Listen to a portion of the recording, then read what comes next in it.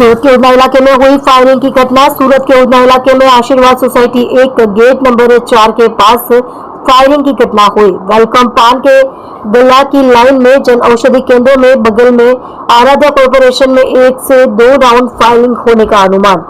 Finance का काम करने वाले दीपक पवार पर फायरिंग की गई। 2 स्प्लेंडर बाइक पर आए युवकों ने की फायरिंग। राहुल पवार ने कहा 2 राउंड फायरिंग करके फरार हो गए।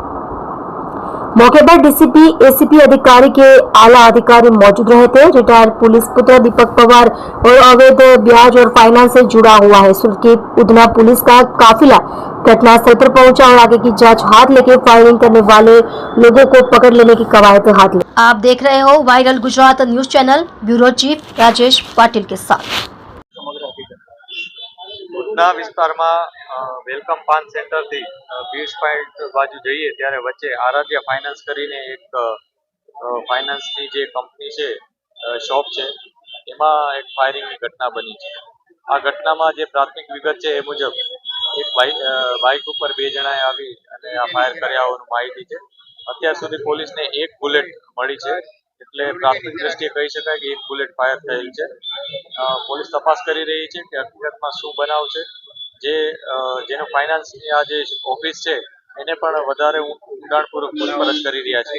અત્યારે એની પાસે કોઈ એવી સ્પષ્ટ વિગત નથી કે એને કોઈ સાથે અણબનાવ કે કોઈ દુશ્મની હોય કે એવું કાંઈ, પરંતુ વધુ અમે ઊંડાણપૂર્વક પૂછપરછ કરી રહ્યા છીએ। આ ઉપરાંત આસપાસના લોકોને પણ પૂછી રહ્યા છીએ, જે લોકોએ નજરે આ બનાવ જોયો છે અથવા આસપાસના જે ટેકનિકલી ઇન્ફોર્મેશન અમને મળી શકે એ પણ અમે તપાસ કરી રહ્યા છીએ।